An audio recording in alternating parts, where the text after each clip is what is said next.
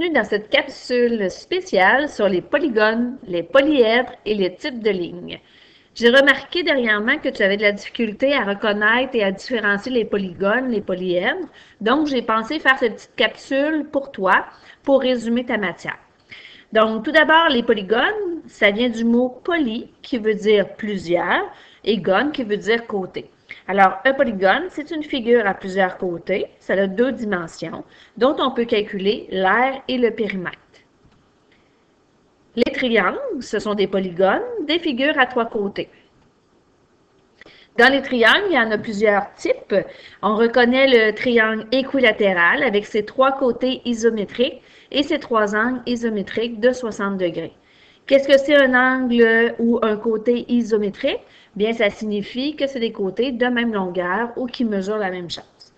On a aussi le triangle isocèle qui a 2 côtés isométriques et 2 angles isométriques. On les voit ici en bleu. Tu as le triangle scalène. Lui est tout différent. 3 côtés différents, 3 angles différents. Le triangle rectangle qui a un angle droit. Puis ton triangle peut être également rectangle et isocèle avec 2 côtés égaux. Et tu as le triangle, justement, rectangle et isocèle qu'on voit ici.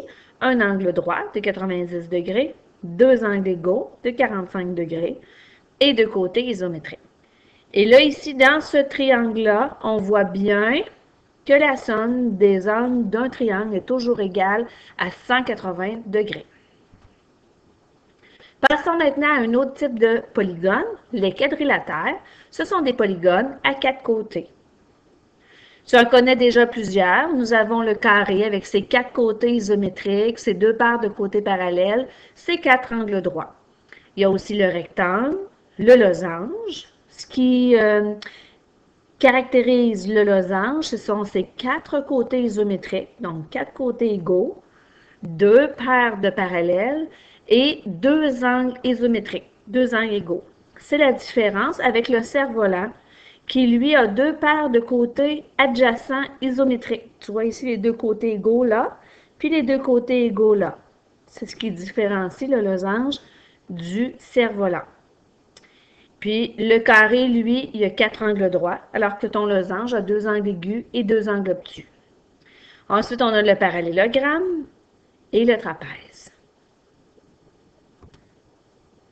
D'autres polygones.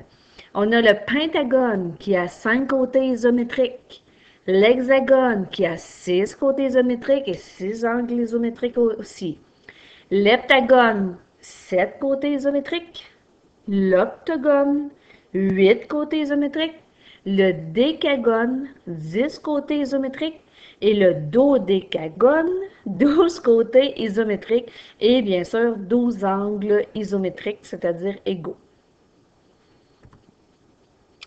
Dans un polygone, on peut calculer le périmètre et on peut calculer l'aire. Dans les polygones, on retrouve également le cercle.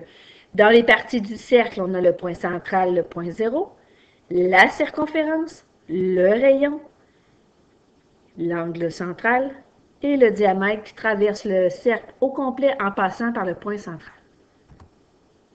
Un petit rappel des polygones. Et on passe maintenant aux polyèdres, qui sont les solides. Le polyèdre a vraiment 3 dimensions. On a toujours une base, des arêtes, des sommets et des faces. On peut calculer leur capacité, leur volume. Voici quelques polyèdres que tu connais déjà.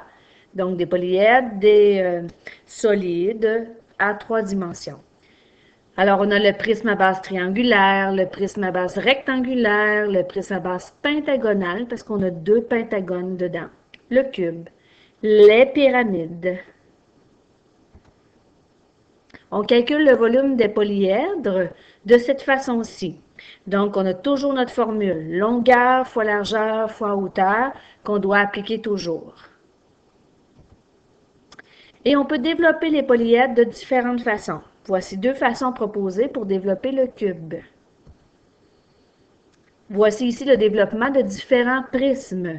Alors, on a le prisme à base rectangulaire, le prisme à base carrée, la pyramide à base carrée, Le développement des corps ronds. Les corps ronds, ce sont les solides ou les polyèdres qui roulent, qui ont une surface courbe. On retrouve le cône et on retrouve le cylindre. On n'a pas pour l'instant calculé son volume, mais on doit comprendre son développement. Alors, pour terminer, voici un petit rappel des diverses lignes qu'on peut retrouver dans des polygones. Alors, qu'est-ce qu'une ligne? Bien, une ligne, c'est un ensemble de points continus. La ligne peut être droite, brisée ou courbe. Tu as des exemples ici. La ligne brisée, bien, c'est une suite continue de segments de droite. Un segment, un segment, un segment. La ligne courbe, ben, c'est une ligne non droite dont le tracé change continuellement de direction.